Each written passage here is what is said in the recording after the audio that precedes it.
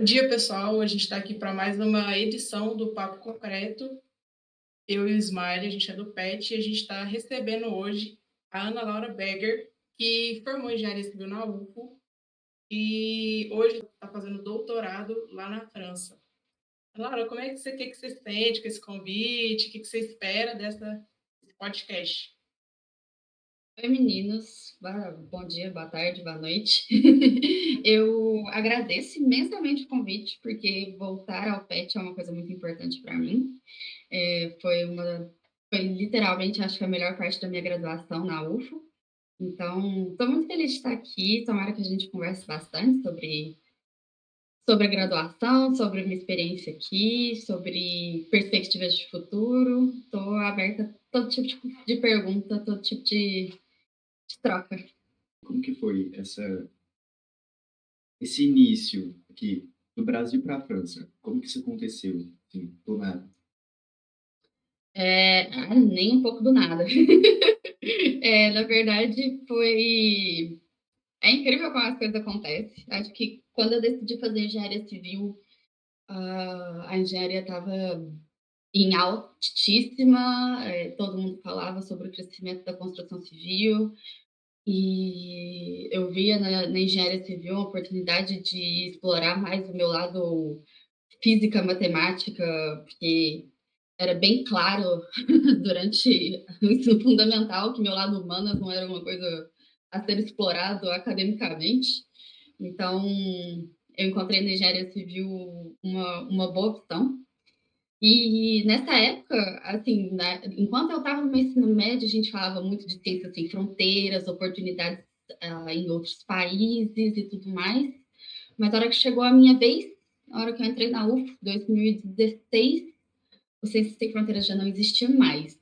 E a oportunidade que a gente encontrava de intercâmbio era o Braftec, que na verdade eram parcerias de algumas universidades do Brasil com universidades francesas, para fazer ou não o duplo diploma. Então, na época, a Civil ainda nem tinha duplo diploma, mas hoje em dia também não sei ainda se é uma oportunidade para vocês. Mas então, desde o começo da graduação, eu sabia que eu queria ter essa oportunidade de ir para fora. E se a França era a melhor oportunidade, então eu que me virasse para aprender francês. Assim, você falou que você já tinha essa intenção de ir para fora. E quais eram as suas expectativas e o que foi suprido e o que você acha que te surpreendeu assim nesse processo? Então, na verdade, eu acho que faz parte de. Acho que hoje em dia ter uma experiência fora é uma coisa muito bem vista. Tipo, porque você cresce muito como pessoa também, porque você acaba tendo que se aprender a se virar sozinho em um outro país que nem tem, que não é a sua língua, porque honestamente quem vai para Portugal eu nem considero que é o mesmo português. Então, acho que quando a gente parte para um outro lugar, outra cultura, é, é diferente. Você cresce como pessoa. Então, todo mundo, as empresas reconhecem esse tipo de experiência. As empresas, o meio acadêmico também. Então, ainda mais quando se falava de um duplo diploma, eu achava que era uma oportunidade a não se desperdiçar. Então, quando falavam, existe o Braftec. Então, é isso que eu quero, é isso que eu vou fazer, vou dar o meu melhor. E, por incrível que pareça, não deu certo. Então, eu não vim pelo Braftec. No final das contas, nem sempre a gente dá o nosso melhor e as coisas acontecem. Então, eu acabei não vindo pelo Braftec, porém, não desisti do sonho, porque nisso eu já tinha traçado como objetivo e continuei seguindo e persistindo. Outras coisas se enfiaram pelo caminho, como o Covid, que não foi um empecilho só para mim, acredito que para todos nós, né? Mas chegando aqui, acho que foi tudo que eu imaginava. Tipo, um pouco mais, porque dificuldade com língua, dificuldade com cultura, dificuldade para se entender, até método de prova, era uma coisa tudo tão novo, tudo tão legal e muda tanto a sua perspectiva de vida, a sua opinião do que você vai fazer de futuro. Eu entrei no mestrado achando que era isso, ia ser minha porta de entrada para o mercado, fazer o que eu fazia no Brasil, botar o pé na obra, e cá estou eu, né, no laboratório, doutoranda, era nem um pouco o caminho que eu imaginava. Então, acho que foi isso. Quando eu falo que a gente cresce como pessoa e profissional, algumas portas se abrem de acordo com as oportunidades que você aceita na sua vida e muda seu caminho. Eu acho isso o máximo. Você foi para a França já sabendo francês ou você aprendeu aí durante na marra? Eu vim com um nível que dava para viver. Acho que eu posso brincar assim.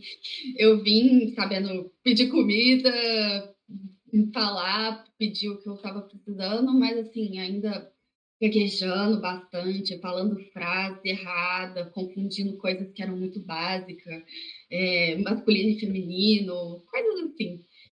Isso porque eu estudei bastante. Então, na verdade, quando eu falei que eu comecei a aprender o francês desde o começo da graduação, porque eu sabia que era o que eu queria, então eu investi em aulas de francês, em turma, e só que é aquele negócio, né? Quando não é muito emergência, né? Tipo, era uma coisa que eu queria no futuro. Então, eu não colocava muito o francês como prioridade. Então, eu não desenvolvi muito rápido a língua. Eu acho que os meus primeiros 3 anos de estudo foi uma coisa, tipo, não sair do básico. Porque tem gente que tem facilidade com língua. Eu sou uma das pessoas que não tem facilidade com língua. Então, eu patinei bastante. Mas, ao mesmo tempo, também no começo, eu também não botei tanto empenho.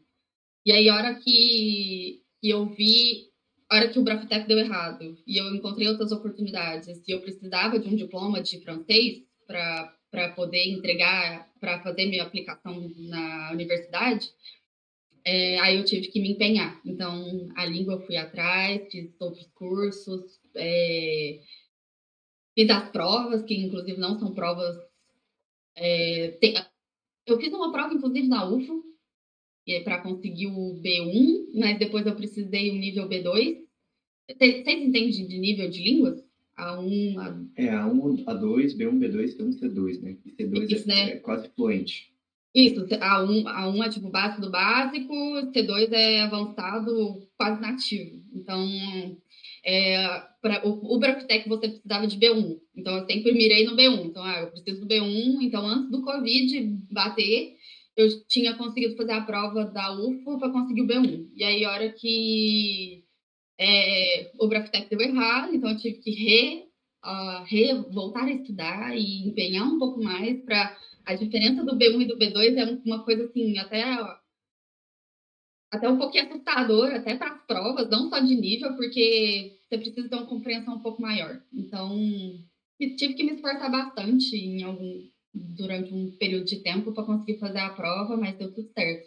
E ainda assim, eu considero que eu fui realmente melhorar meu francês para poder entender o dia a dia todo, principalmente as questões técnicas, só quando eu cheguei aqui.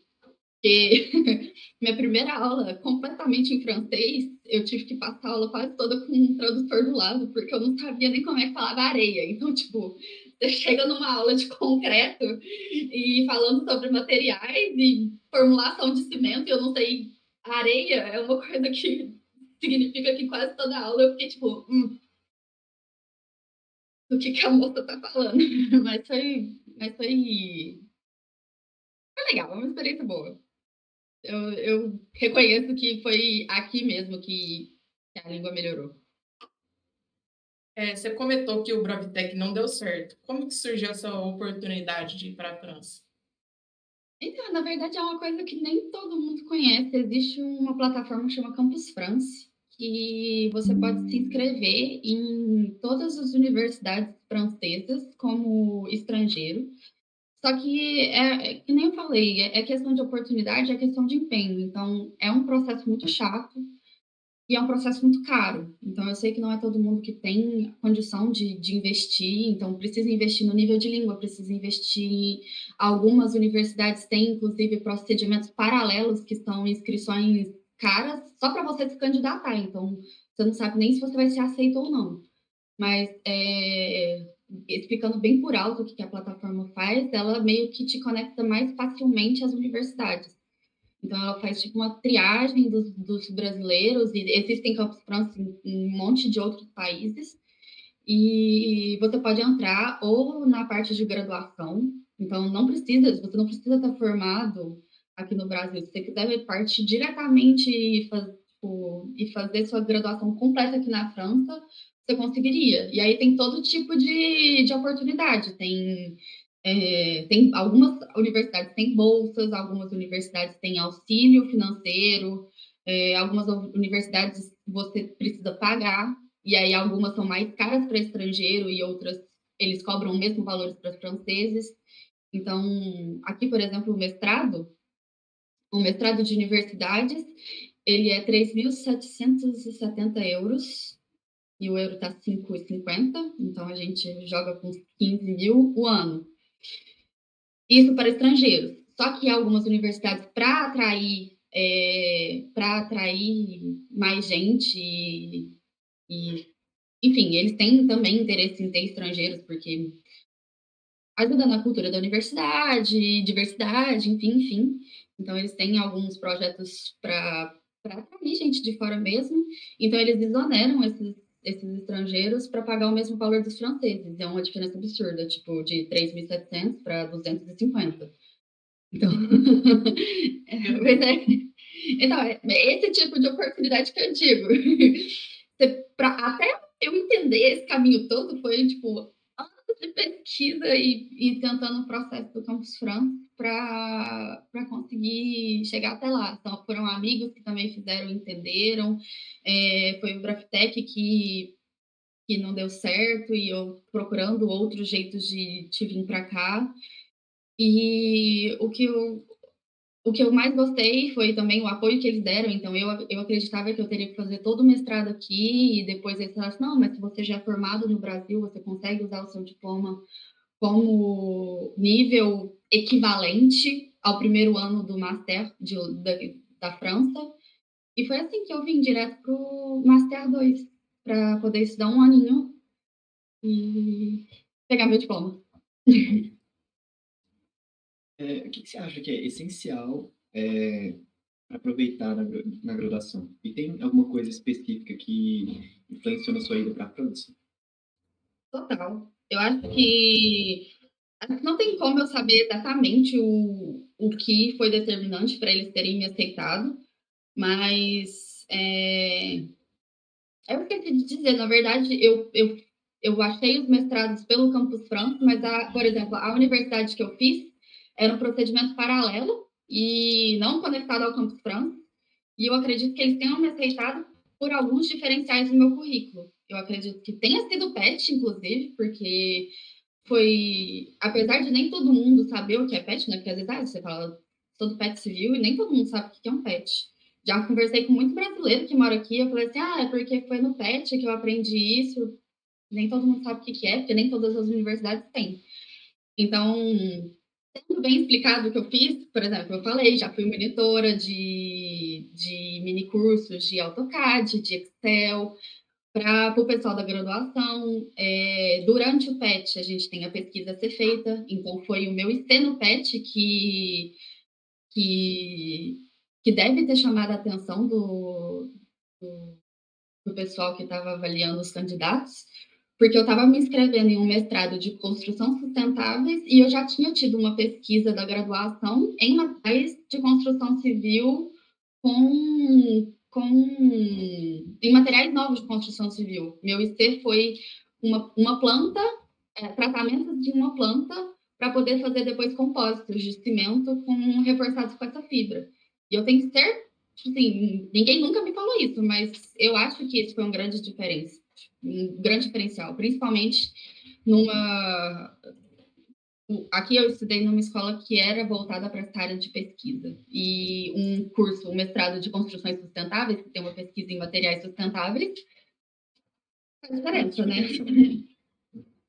Então, acho que eu diria assim que as oportunidades que a gente às vezes não aproveita todas as oportunidades que aparecem no nosso caminho durante a graduação. A gente fica muito focado em tirar boas notas e eu não tiro a importância disso, porque eu tenho certeza também que a nota era importante. Tipo, eles pediam qual era a sua classificação na sua turma. Coisa que a gente não sabe. Então, na verdade, eu tive que pedir para a secretária do curso algum documento que mostrasse em qual posição da minha turma eu estava. E nem era tão boa a posição, não, mas assim, também não era uma nota muito ruim. Acho que isso levou em conta. Então, a gente tem que pesar tudo. É conseguir manter notas boas, mas ao mesmo tempo saber que a gente precisa ter complementos no nosso currículo. Então, não ter apenas nota, ter oportunidades de fazer coisas extras, inclusive voluntariado. Acho que é uma coisa que cresce bastante nos currículos e não só quando a gente está se aplicando a universidades, mestrados, doutorados, mas inclusive em empresas, é o que eu conheço, assim, dos meus amigos, principalmente quando você fala sobre lugares de liderança, lugares de organização, organizar, por exemplo, como fala? Ações de extensão no PET, né? Projetos de extensão. Então a gente pode até falar, tipo, o PET, o que é o PET? Poxa, a gente fez tanta atividade de ensino e me aportou tanta. Hoje como doutoranda, eu tenho a oportunidade de dar aulas como parte da minha formação. E aí eu peguei aulas para dar de MS Project, que a gente aprende em PIC 3, né? Que a gente faz com o Dogmar de planejamento. Então, eu aprendi MS Project em PIC 3 com o Dogmar, e hoje eu dou aula de MS Project, só que a aula nada mais é. Eu sinto que é como se eu estivesse dando um mini curso do PET. O que eu acho o máximo, porque eu cheguei super nervosa e a hora que eu peguei o espírito, a hora que eu falei assim, gente, isso aqui é um mini curso do PET. Minha tranquilidade fez assim. Eu já fiz isso uma vez. Assim, no PET eu já surtei, mas foi lá que eu aprendi. E a gente acha que as coisas que a gente faz na graduação às vezes não acrescenta, mas se a gente chegar na frente e falar assim, nossa, pera, isso me fez muito bem. Isso me fez muito bem. Isso me dá a paciência. A gente dava mini curso para os senhorzinhos como chamava? Para ensinar como é que mexia no computador. Informática? Tipo um curso inicial de informática para os senhorzinhos no sábado de manhã. Adorava, adorava, porque era uma coisa que a gente aprendia com eles da vida e aprendia a desenvolver a paciência do ensino. Então, acho que são coisas da graduação minha, por isso que eu falo que acho que o PET foi uma das melhores coisas da minha graduação, que eu vou levar para a vida. Você falou que nem tudo é baseado nas notas, que é importante, mas não é só isso. O que você acha que é essencial um estudante aproveitar na graduação, que vai acrescentar na vida futura dele, trabalhando na área? Eu acho que é ver o que a graduação te traz como oportunidade. Então, a gente, além do PET, acho que hoje a gente tem outras várias coisas também de oportunidades que, inclusive, a gente não conhece. Participar do DACID já é alguma coisa que acho que traz muito para o currículo, principalmente se você, para a área acadêmica, se você participa como fala? Eu esqueci o nome. Quando você representa, como representante, isso te traz um senso de responsabilidade, te desenvolve algumas características e conhecimento dessa área acadêmica, que é muito importante. A Constru é um projeto que eu acho incrível e não todo tipo de empresa jovem, porque a gente falando da civil, a gente tem várias oportunidades, mas nem todo curso tem PET, nem todo curso tem empresa jovem. Então, a gente fala também de desenvolvimento de liderança quando você está organizando, quando você faz parte da charanga ou do time de cheerleaders, você está se desenvolvendo como pessoa, você está desenvolvendo capacidades, soft skills, de de gerência de pessoas, gerência de recursos, levantar dinheiro para fazer alguma coisa, para ir para uma viagem, enfim, eu acho que tudo isso, que é além de sentar na sala de aula, ver aula e estudar para a prova, eu acho extremamente importante. São oportunidades que a gente não pode deixar passar. Seja PET, seja Constru, seja da CIV, seja Enactus, que eu acho que é algo que a gente pode participar, que não é de um curso. Tem outras empresas, que agora eu estou tentando lembrar o nome, mas, assim, tudo que a gente tem de trabalho voluntário também na UFO, eu acho que tudo que acrescenta. É chato a gente pensar, tipo, o que eu posso fazer para acrescentar uma linha no meu currículo? Mas não é só uma linha no seu currículo. Se é uma linha no seu currículo, é porque te trouxe muita coisa. Então, a gente pode pensar dessa forma, acredito eu. Você falou que no início você queria bastante entrar no estágio, ir para a obra, atuar na área mesmo. O que fez você mudar dessa forma de engenharia civil na empresa para a pesquisa? Então, na verdade, eu ainda gosto muito de obra. O meu estágio no Brasil foi em obra, então não. Eu entrei na engenharia civil achando que eu ia ser engenheira de projeto, porque ainda tinha muito aquele estigma de não existe muita mulher na engenharia. Acho que a minha turma foi a primeira ou a segunda a ter meninas e meninos equilibrados de civil. E eu sei que nem sempre nas outras engenharias, não sei se continua assim, mas normalmente a presença feminina não é muito marcante. Mas, então, eu entrei na engenharia civil falando, não, lugar de obra, obra não é lugar de mulher, eu vou ficar com os meus cálculos e minhas estruturas, no escritório, calculando, sou boa de matemática, é disso que eu vou gostar. Bom, você está em que período? A gente está no terceiro. Ok, vocês já começaram a ver a parte de estruturas? Acho que sim, né? Resistência resistência agora. Resistência materiais.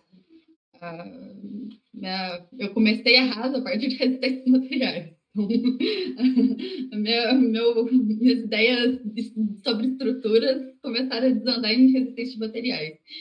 Não que eu desisti completamente, não é isso, mas eu acho que tem coisas que a gente acha que vai ser algo e no fundo é outra, e aí você tem a quebra de expectativa, quebra de compatibilidade também. Por exemplo, eu nunca achei que eu fosse gostar. Eu não era muito forte em química no ensino médio, então eu falava assim, não, estou indo para engenharia civil por conta da física e matemática. Aí, a hora que eu comecei a ter algumas aulas de materiais, a gente tem química introdutória, né? Eu falei assim, olha, isso não é tão terrível. E a parte de materiais eu consegui entender mais facilmente do que a parte que eu achava que ia ser fácil para mim, que era resistência dos materiais, cálculo estrutural. Então, eu comecei a achar o caminho para o meu futuro. Eu falei assim, ok, eu gosto de materiais, mas no Brasil, o que eu tenho de oportunidade para materiais? E aí você chega mais para o final do curso, você começa a ver a parte de gestão de projeto. Então, gestão, planificação, e aí eu falo assim, beleza, eu gosto também. Porque gerir pessoas, gerir recursos, organizar a obra, são coisas que eu posso fazer tanto em escritório quanto em obra. Mas eu só vou saber se eu gosto de obra a hora que eu tiver oportunidade. Então, quando eu fui procurar meu estágio, depois do PET, sexto período, sétimo período, alguma coisa do tipo, eu queria um estágio em obra. Eu falei assim, eu acho que eu já tive a minha experiência em... Não vou falar que eu sou expert em gestão, longe disso, mas trabalhar com pessoas, eu já trabalhei num grupo grande dentro da minha faculdade, eu quero botar o pé na obra e ver como é que é. Então, fiz um estágio em obra e descobri que eu gosto muito. E foi um estágio muito bom, me trouxe muitos conhecimentos novos. Acho que minha defesa foi bem tranquila o período de estágio, mas o estágio acabou bem quando o Covid começou. Então, na verdade, eu tinha acabado o estágio, mas estava conversando sobre continuar trabalhando, né, prolongar um estágio, como que eles falam, não obrigatório, quando o Covid veio. E aí as obras começaram a parar em Uberlândia, a gente não sabia como que ia continuar, né? Alguns condomínios fecharam, eu trabalhava com obra residencial. Então, alguns condomínios, inclusive, fecharam para obras. E eu falei assim, ok, bom, tive minha experiência, eu gostei, eu sei que eu gosto. E então, o que eu vou fazer? Quando veio essa ideia de vir para a França de novo, procurando oportunidades, então foi uns bons meses, assim, entrando 500 abas abertas no meu computador, cada aba uma universidade, um curso diferente, tentando entender como é que eu posso entrar, qual que é o período de inscrição, o que cada curso faz, se eu fizer esse curso, eu vou poder trabalhar onde. E, para ser honesta, assim, acho que eu só fui entender de verdade a hora que eu acabei chegando aqui. E eu acabei escolhendo um curso que me desse mais oportunidades que eu acreditava ser mais na parte de gestão de obras e construções sustentáveis, que era uma coisa que nem eu falei, eu tinha gostado dessa parte de materiais na minha pesquisa e no curso como todo. E eu não tinha entendido muito bem, mas eu tinha como opção na minha vida fazer o doutorado, se fosse algo que eu gostasse aqui na França. A minha escola era a minha escola, a minha universidade, ela era focada para a formação de professores e pesquisadores. Então, o meu curso tinha esse foco. E nessa universidade tinha o curso de estruturas e tinha o curso mais voltado para essa parte química, térmica, porque aqui é uma coisa muito forte, e eles têm as 4 estações aqui. O inverno é muito frio, o verão é muito quente, então o tratamento térmico, o estudo que a gente vê, acho que durante um mês em Física 3 sobre a parte térmica, aqui eu fiz literalmente um ano de materiais e modelização de térmica. Então, assim, foi tudo muito novo e tudo muito interessante e tudo muito difícil. Mas foi o que me puxou para essa área mais acadêmica. Então, eu acho que nem eu falei, na graduação a gente não pode estar fechado a oportunidades. Eu acho que isso vai para o resto da vida. Então, não me fechei com a oportunidade de continuar estudando, porque você chega nos finais dos 5 anos da graduação e fala assim, nunca mais eu quero estudar, nunca mais eu quero fazer uma prova. Eu cheguei aqui, faz mais um monte de prova. Tive mais um monte de crise de ansiedade antes de prova. E eu falei assim, não, agora deu, né? Chega de estudar. Mas eu encontrei um doutorado, então acho que eu vou continuar estudando por mais um bom tempo e a gente brinca que a gente continua estudando sempre, mas cada dia a gente tem novos materiais, cada dia a gente tem novos métodos construtivos e esses diferentes métodos construtivos, no Brasil a gente conhece muito parede de concreto ou parede de alvenaria. Aqui a gente vê tanta coisa diferente que a gente fica sabendo uma ou outra vez durante a aula que o professor comenta sobre algumas coisas diferentes. E, e realmente eu acho que no final das contas é isso, sabe? Eu acho que a gente acaba nunca parando de estudar, nunca parando de ter outras oportunidades. E nada nos impede de um dia voltar para trás e falar assim, olha, eu já fiz, eu já estudei estruturas. Então, eu consigo dar uma aula de estrutura. Se for a oportunidade que me aparecer na frente. Talvez eu tenha que reaprender algumas coisas, reestudar, trabalhar no lado pedagógico, porque eu não acho que estruturas é uma coisa fácil de se explicar. Mas é algo que nunca vai sair de mim, porque é algo que eu já aprendi. Então, acho que é isso. Respondi? Respondeu. Você falou que no começo você não tinha uma ideia clara de entrar para a área de ensino, que você foi um pouco surpreendida aí no caminho.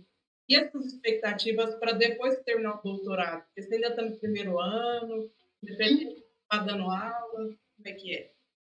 Então, eu dei 5 aulas até agora. Então, eu comecei o doutorado em outubro e as aulas que eu estou dando começaram em março. Então, ainda é uma coisa muito nova para mim, e o objetivo de estar dando aula é de realmente ver se eu gosto dessa parte acadêmica ou se eu gosto da parte de pesquisa, porque o que eu acho legal de oportunidades fora do Brasil é o incentivo à pesquisa. Então, a gente tem muita grana disponível e muito financiamento para a tese, que eu acho que não é o mesmo no Brasil. A gente tem doutorados muito bons. Inclusive, na minha área, tem o Laboratório do Rio de Janeiro, que é referência no tipo de material que eu estudo, mas a gente não tem a mesma quantidade de oportunidades, acredito eu, nessa área de pesquisa. Então, mesmo as empresas daqui, elas têm áreas dentro da empresa para desenvolvimento e pesquisa. E meu marido, por exemplo, ele trabalha basicamente com pesquisa em uma empresa que é uma startup e tem bastante dinheiro envolvido em desenvolver um produto novo. Então, eu não quero limitar a parte acadêmica só em dar aula, vamos dizer assim. Talvez eu vá para esse caminho, se realmente eu descubro que eu gosto de dar aula. Mas a parte da pesquisa pode nunca me deixar. E eu posso, inclusive, usar dentro do mercado de trabalho. E a gente não pode se fechar só à França. Quem sabe um dia voltar para o Brasil e levar conhecimento de novos materiais, novos métodos construtivos. É isso, acho que a gente nunca, oportunidade sempre tem. O importante é não ficar se limitando, né? Eu acho. Então, o que você acabou de falar, eu não sei, tem que ver com o Nicolas agora.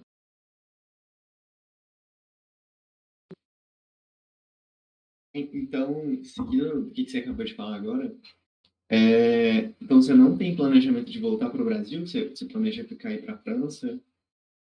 Como você planeja? Vixe, não sei.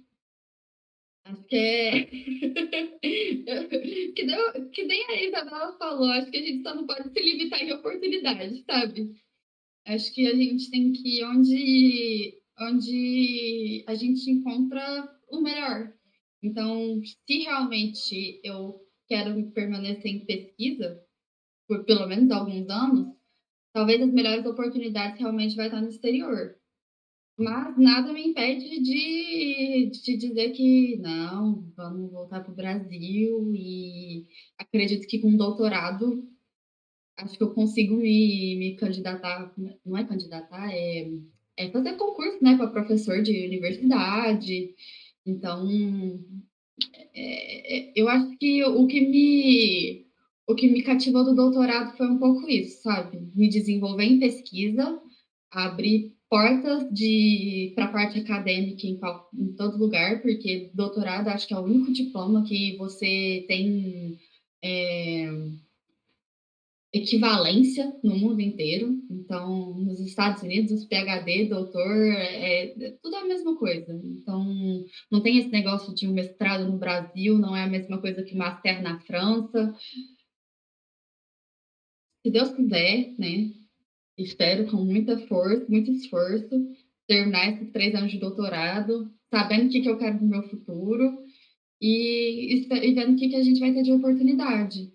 Depois do doutorado, existem programas de pós-doutorado, que são pesquisas que podem durar de 1 a 2 anos, e isso também é muito legal. Que mais? Eu não sei, acho que. E que nem eu falei, nada impede de voltar atrás de algo que um dia já fiz, um dia conheci, ou também acho que a gente nunca está muito velho de mudar de ideia.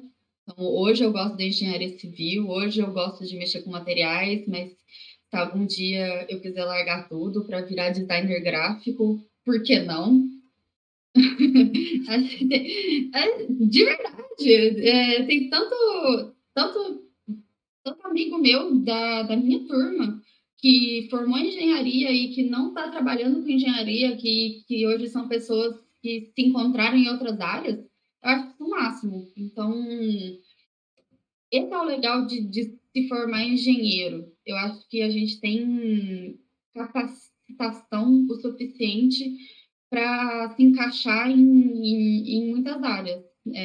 Muita empresa, muita multinacional que você vai trabalhar com processos e talvez tipo, não tenha nada a ver com construção civil. Mas acho que a gente adquire capacidade o suficiente para segurar um grande cargo numa multinacional farmacêutica. Exemplo aleatório. Não tem jeito de É, se arriscar também. diga, você comentou que você acha importante também na área que a gente está na graduação, as ações voluntárias. Você passou para a gente que você é coordenadora de um grupo, né? Como é que é essa área um pouco fora da engenharia, mas que também é importante, né? Porque nem tudo se resume a trabalho. Como é Nossa, que é não. essa área? Eu acho que eu acho que a gente fala do voluntariado pensando também dá para fazer um link com a saúde mental, né?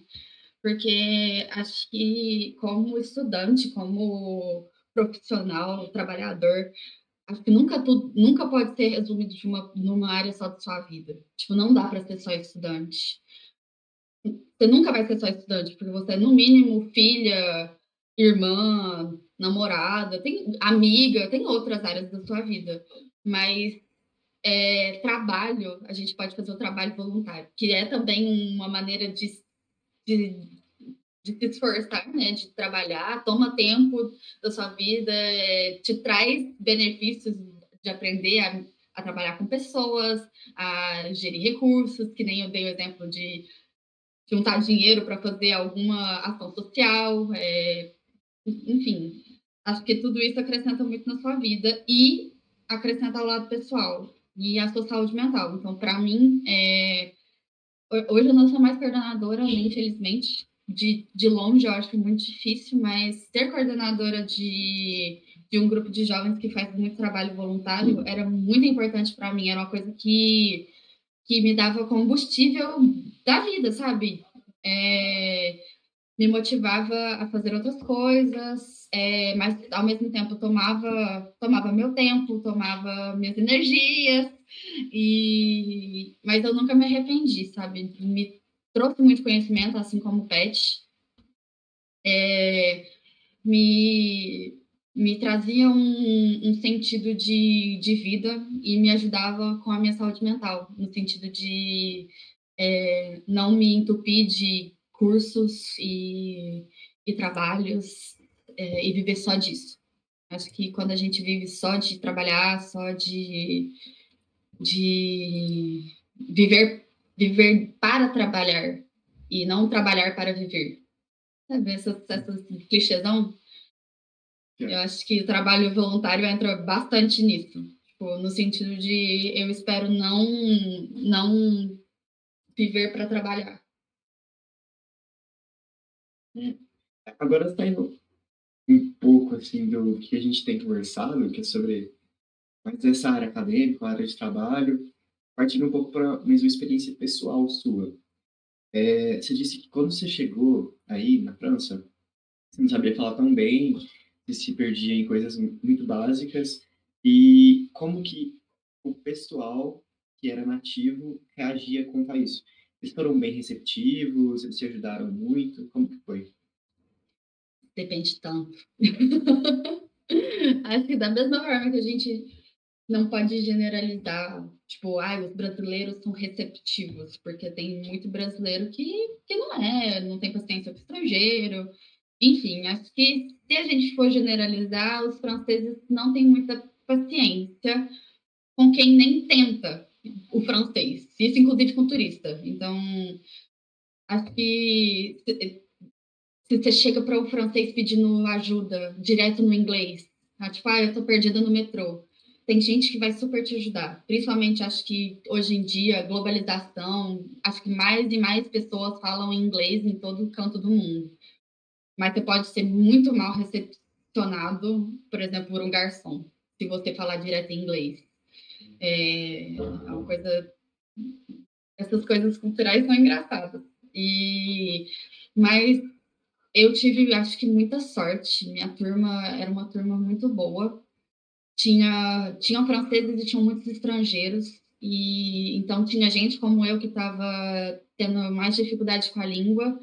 E as pessoas me ajudaram, inclusive eu fiz meu mestrado com. Tinha uma libanesa na minha sala e hoje ela também faz o doutorado na mesma universidade que eu. Então, nós duas fizemos o mesmo mestrado, então 1 ano de mestrado, mais 1 ano, mais doutorado, e a gente divide escritório hoje. E ela fala, tipo, nossa, é incrível, eu vejo uma mudança completamente no seu nível de francês.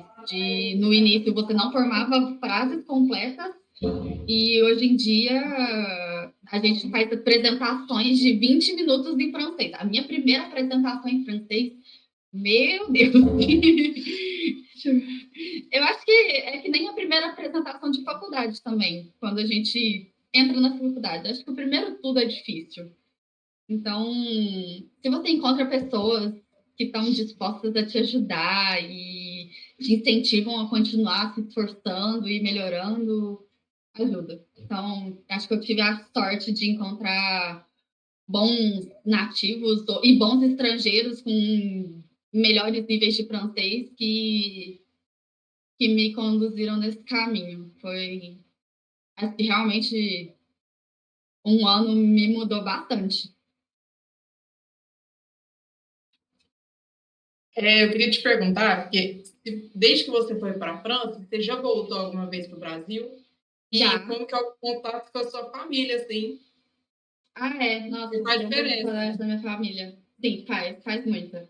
Acho que quando a gente fala de ir para fora, a escolha de ir para fora é sempre uma escolha dividida, porque você faz essa escolha pensando em qualidade de vida, mas ao mesmo tempo você deixa grande parte da sua vida para trás, que é, por exemplo, família para mim é uma coisa muito importante. Então, fazer essa escolha é pesado e a gente faz essa escolha todos os dias porque a gente continua ficando por aqui. Mas, em contrapartida, graças a Deus, século XXI, internet, 3G, Wi-Fi, ligação de vídeo, acho que o contato é muito mais fácil.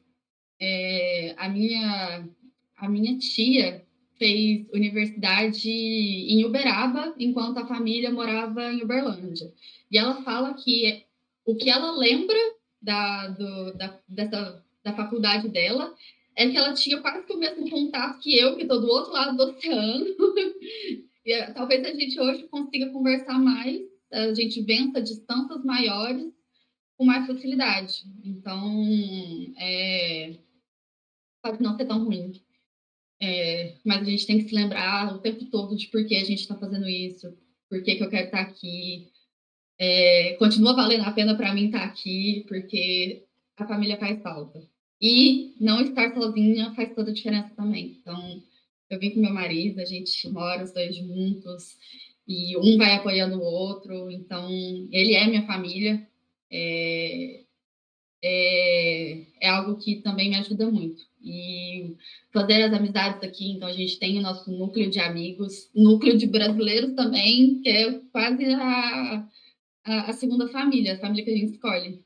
E sair, almoço de final de semana, passar o dia a dia com o pessoal da universidade, fazer amizades é importante em todo canto para poder ter uma vida boa. Acho que também não faz sentido você mudar de país, deixar tudo para trás e viver em dificuldade e tem um apoio de pessoas que você ama. Então, ter o apoio da minha família de longe, eles sentirem minha falta, mas saberem que eu estou bem e que estar aqui é o que eu quero, também faz diferença. Eu ia te perguntar mesmo se seu marido ele tinha ido com você ou se você conheceu ele aí, porque é difícil também, né? Para a pessoa ir junto, ela também abre mão da vida dela para acompanhar. Não, e não é só o meu caso, na verdade, por exemplo, tem um brasileiro no meu laboratório que ele veio com a esposa. Aqui você quando você passa no doutorado, o seu visto permite também trazer família. E é inclusive como assim, a bolsa do doutorado também não é milhões, não é nem sempre se compara a empresas, mas é o suficiente para morar em família. Talvez não em Paris, talvez você tenha que morar num apartamento bem pequenininho, que nem o meu, mas você consegue trazer a sua família. E às vezes a pessoa precisa abrir mão. Mas hoje, que nem eu falei também, né, a tecnologia facilita tudo. Eu conheço outros brasileiros que vieram e a outra pessoa trabalha de home office para uma empresa do Brasil. Então tem toda a dificuldade do fuso horário, porém consegue estar daqui, né, os dois juntos, e isso é muito bom. Mas eu e o Vitor, a gente se conhece há muito tempo. E, na verdade, ele veio para a França primeiro. Ele conseguiu fazer o Braftec pela engenharia mecânica. Então, ele tem o duplo diploma. Ele foi recrutado pela empresa que ele fez estágio. E é até hoje lá que ele trabalha. Então, que nem e ele teve um percurso parecido, porém diferente do meu, porque ele também fez o PET da mecânica. Ele participou do Fórmula. Ele fez uma iniciação científica, que eu acho que tudo isso extra no currículo fez toda a diferença para ele conseguir a vaga no Braftec, porque conta pontuação e tudo mais. Sempre cuidou muito bem das notas dele. Aqui na França também, acho que ele foi um bom aluno no geral e acho que ele mostrou um bom trabalho no estágio, que foi por isso que a empresa chamou ele para voltar. Então, tem nada a ver com a parte acadêmica, mas a gente falando de futuros que a graduação na engenharia traz para a gente, né? Acho que ele também é um exemplo. Onde especificamente na França que você mora? Tipo, a gente sempre falou que França, mas onde? Eu moro... Eu não posso dizer que eu moro em Paris, porque Paris, na verdade, é tipo São Paulo. Tem várias mini cidades em volta. Então, eu moro na Grande Paris, porém, numa cidade que chama Boulogne-Billancourt. É tipo BH. Tem vários municípios aí. Exato, exatamente. Então, tipo, se você for olhar no mapa da França, Paris, ela é um acumulado de várias cidades, e o que chama Paris é o que eles chamam de intramuro. Tem um pequeno círculo no meio que é a cidade de Paris. Então, tudo que está em volta é outras cidades. Então, na verdade, eu moro numa cidade, eu cruzo Paris inteira para ir para a minha universidade do doutorado. Então, na real, eu tenho 1h30 de trajeto, o que no Brasil é um absurdo. Talvez não em São Paulo, mas eu tenho 1h30 de metrô entre minha casa e o trabalho todo dia. 1h30 ida, 1h30 volta. Como assim Porém, no Brasil é um absurdo, você fala? Porque da minha casa até a UFA era 20 minutos de carro. Ah, tá. Não faz sentido. Tipo, 1h30 você cruza o Uberlândia inteiro. Você vai para Araguari? Você vai para Araguari, exatamente. E Araguari nem é colado em Uberlândia. Eu atravesso sei lá quantas cidades entre onde eu moro e onde eu estudo. Isso porque no meu doutorado eu não faço eu faço experimento na universidade que é o meu contrato, que chama Université Gustave Eiffel, e eu tenho algumas coisas em Versalhes. Tipo, tem um laboratório de Versalhes, que é o Instituto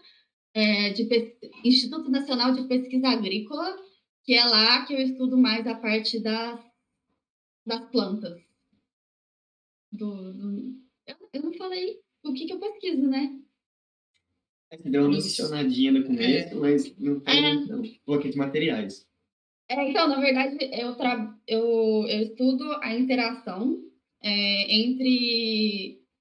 Tem material que eu não sei como fala em português, isso vai soar muito feio, mas é tipo um concreto vegetal que eles usam para fazer material de isolamento. Então, ou eles fazem projeção, ou eles fazem blocos, e tipo, as paredes aqui são espessas, porque eles precisam realmente isolar para não precisar consumir tanta energia em aquecimento. E também na época de calor também não ficar tão quente dentro das casas.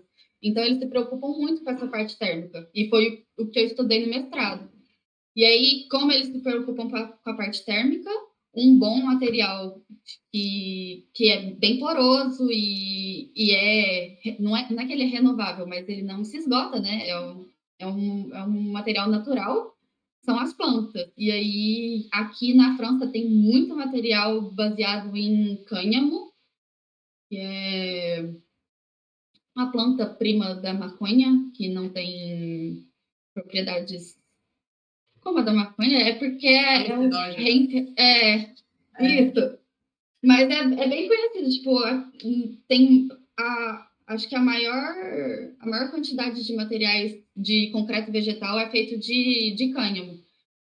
Mas tem outras coisas, tipo, dá para fazer concreto vegetal com casca de arroz, dá para fazer com é o que eles chamam de é tipo mato, sabe esses matos que crescem essas ervas que eles têm um mato que cresce grande. Eles secam e é isso. Então, você pode fazer concreto vegetal de tudo. Porém, o que você tem de componentes extratíveis das paredes celulares das plantas atrapalha na pega do cimento. Então, tipo, o cimento não consegue endurecer da forma que ele endurece sem a planta. Então, o que a minha tese tenta entender é exatamente essa interação da planta com o cimento. Tipo, o tipo de cimento muda, o tipo de planta muda. Então, por que tem em cada planta que muda essa interação, sabe?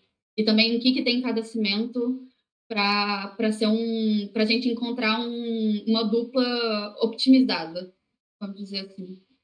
Ou tratamento. Enfim, a tese pode me levar para vários lados. Ou entender a interação, fazer tratamento, ou veremos, de acordo com os resultados que aparecer por aí. Mas, Eu não sei se pode você perguntar. conhece, mas aqui no Brasil tem uma estrutura que a parede ela tem uma envoltura em isopor Uhum. para conforto térmico e acústico. Aí vocês têm esse uso também? Uhum. Aí na França. Então, tipo, aqui tem todo tipo de material de isolamento eles usam. Tipo, a parte do isopor é porque é uma coisa mais industrializada, né? Então, eles têm uma preocupação do com o meio ambiente, acredito, muito acentuada. Então, tudo que a gente faz é verde, preocupando com emissões de carbono, assim, é impressionante. E então, uma das opções é o isopor, claramente, tem propriedades muito boas, inclusive tem muita construção com ele. Lã de vidro também, provavelmente você já deve ter ouvido falar, mas o que anda crescendo bastante é o uso dos vegetais, por ser uma coisa que você não precisa.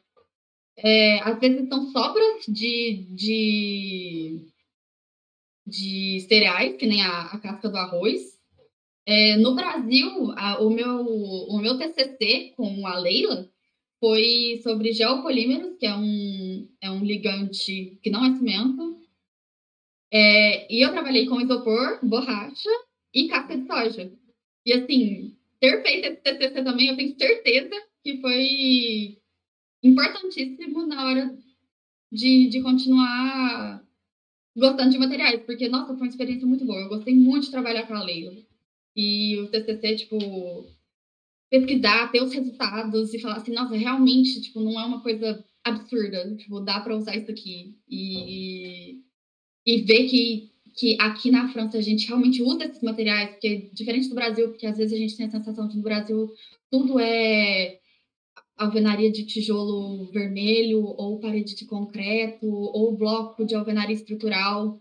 Para que você vê uma coisa tipo o isopor, né, que nem você falou, coisas novas, wood frame, que vem dos Estados Unidos, não é? Steel frame, que são coisas que eu aprendi aí no Brasil, mas que a gente não encontrava nos canteiros de obra. A hora que eu encontro aqui, eu falo assim, eu estudei isso aí. sei o que que é. Eu acho muito bom. No início da sua graduação, você queria trabalhar mais na parte de estruturas, você comentou a parte de projetos e tudo mais, e depois você mudou para a área de construção. Então, o que que você aconselharia para alguém para achar a sua área desejável? O que que você fez? O que que você tenta ensinar a gente a fazer o mesmo? Eu vou ser muito honesta.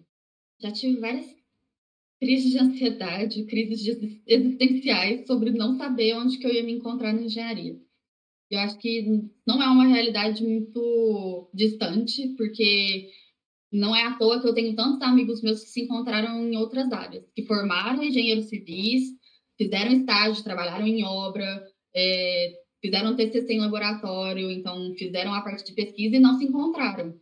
Então, é porque às vezes a gente cria algumas expectativas e essas expectativas não são correspondidas. E eu não acho que isso é grave. Eu acho que a gente tem o sentimento de que a gente pode estar desperdiçando o nosso tempo, mas eu acho que a gente é muito novo, sabe? Nem você falou, nossa, tem. Às vezes não são 5 anos de faculdade, inclusive, o que também não é nem um pouco grave. Às vezes, em 6, 7 anos de faculdade, a gente não se encontra. Tudo bem, você mesmo assim, você adquiriu conhecimentos, adquiriu capacidades que vão ser utilizadas no futuro. Você, como engenheiro, pode, tipo, tudo que você aprendeu sobre gestão de projetos pode ser aplicado em qualquer tipo de projeto, não só projeto estrutural, não só projeto de construção, por exemplo. Se você entra, que nem eu entrei, achando que estruturas é o seu caminho, e aí você se dá conta de que não é tão óbvio quando você está fazendo exercício, as coisas não vêm com tanta clareza, você precisa ver também quais são os seus pontos fortes. Então, para mim, eu percebia que eu entendia mais facilmente, tipo, era uma coisa mais lógica para mim, a interação química de algumas dos componentes do concreto do que, tipo, fiz a optativa de patologia com o professor Paulo. Sensacional, tipo, era uma coisa que para mim fazia todo sentido, tipo, e estruturas nem sempre era uma coisa muito visual na minha cabeça, tipo, a professora falava assim, você aplica a força aqui, e isso gira, o outro também, tem gente que tem uma visão 3D muito boa, e isso era uma coisa que eu não tinha. Fazer o quê? Acho que eu fui entender estruturas concreto 2. Eu fui levando umas dificuldades à frente e só no final eu falei assim, então era isso que a professora estava falando em RM, para vocês terem uma ideia. Então, acho que a ideia é para você encontrar o seu lugar na engenharia civil ou o seu caminho profissional é não estar fechado às oportunidades, nem a gente está falando o tempo todo aqui, mas também saber que nunca é tarde para mudar. Igual, minha cabeça mudou sei lá quantas vezes. Enquanto eu estava no PET, eu quis largar tudo para virar designer gráfico. Eu cheguei a procurar mestrado de design aqui na França. De verdade. Sem brincadeira. Mas saber também o que a gente tem de ponto forte. Então, se nas primeiras aulas de materiais eu já sabia que eu gostava, mas eu não queria desenvolver esse lado porque eu não via futuro profissional no Brasil, além da área acadêmica, e a área acadêmica era uma coisa que eu não queria na época. A vida é engraçada, né? Mas eu não sei, acho que eu acho que se eu tivesse continuado no Brasil, eu teria sido feliz também na parte de obras, de gestão. Foi uma coisa que eu também gostei. Então é isso, eu acho que no final das contas é achar alguma coisa que você gosta e que você é bom. Não necessariamente o melhor, acho que a gente nunca é, ou pelo menos assim, dependendo do seu nível de autoestima, nunca me achei boa, e muito menos a melhor. Mas se você gosta, pelo menos, do que você está fazendo, você pode estar passando perrengue danado. Tipo, tentando entender 3 horas lendo a mesma página sem entender. Mas se no final faz sentido e você gosta de fazer aquilo, acho que é o seu caminho. Nesse final e nessa conclusão da sua resposta, você acabou com a minha próxima pergunta, que era: você indica a gente fazer o que a gente gosta ou o que a gente é bom? Mas você disse exatamente Os isso. dois. Os dois, é. Então tá muito difícil. Acho que a gente tem que tentar encontrar um equilíbrio, sabe? Porque não adianta você ser bom em alguma coisa e você não gostar. E também não adianta você gostar de alguma coisa e sofrer absurdamente. Então, eu acho que a gente nunca está livre de sofrimento, vamos ser honestos, mas enquanto estiver difícil, estiver valendo a pena, que nem sobre estar longe da família, enquanto estiver difícil, estiver valendo a pena, é aí que conta gostar e ser bom. Tem sentido o link? É isso.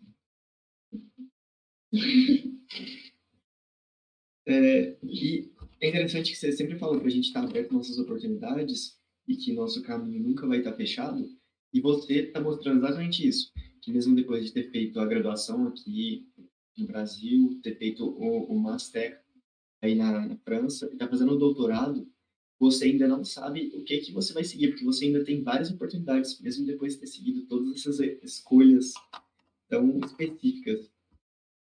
Muito bom isso. Tipo, uma coisa que mudou muito a minha cabeça e que isso, eu preciso inclusive ficar me repetindo isso. Estou muito nova, ainda tenho tanto tempo pela frente, ainda posso mudar de opinião tantas vezes. É um trabalho. Se não tiver me agradando, nada me impede, por exemplo, a tese está muito difícil. Eu conheci uma pessoa que largou a tese depois de 2 anos. Tinha mais um ano. Aí você fica assim, meu Deus, está faltando só mais um ano.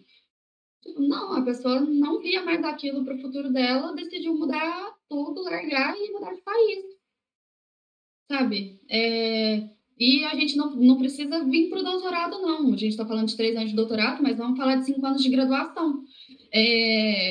Conheço gente formada em engenharia, amigo próximo meu formado, pegou o diploma de engenharia mecânica, botou no bolso e prestou medicina. Então, sim, porque era uma coisa de antes, ele sempre teve muito dividido entre medicina e engenharia, e acho que ele não se encontrou na engenharia e decidiu seguir um sonho. Então, graças a Deus, conseguiu passar, o que não é nada fácil, e é isso. Acho que a nossa geração tem uma ideia muito diferente dos nossos 20 e poucos anos, dos 20, 30 anos. A gente já não. Durante os nossos 20, 30 anos, tem tanta gente fazendo tanta coisa diferente. Então, tem gente formada, tem gente prestando vestibular ainda, tem gente trocando de curso, tem gente largando faculdade para trabalhar, tem gente trancando faculdade para conseguir respirar. Acho que é ter em mente e ficar se relembrando que tá tudo certo. A gente tem tempo, oportunidades aparecem. Parece que eu tô falando tão tranquilamente, parece que eu tenho todas as minhas coisas da vida bem alinhadas. É muito surto, muita terapia por trás. Porque acho que a gente ficar se questionando todo o tempo também é natural. Então, será que um dia eu vou me encontrar na engenharia? Será que é esse o caminho? Será que o doutorado é o certo? Será que eu vou terminar esses 3 anos? Eu não sei, sabe? A gente não consegue ter certeza de nada, não. Acho que tudo muda numa velocidade absurda, então o melhor que a gente pode fazer é não fechar o olho para as oportunidades e entregar o máximo que a gente pode para aquilo que a gente está gostando de fazer.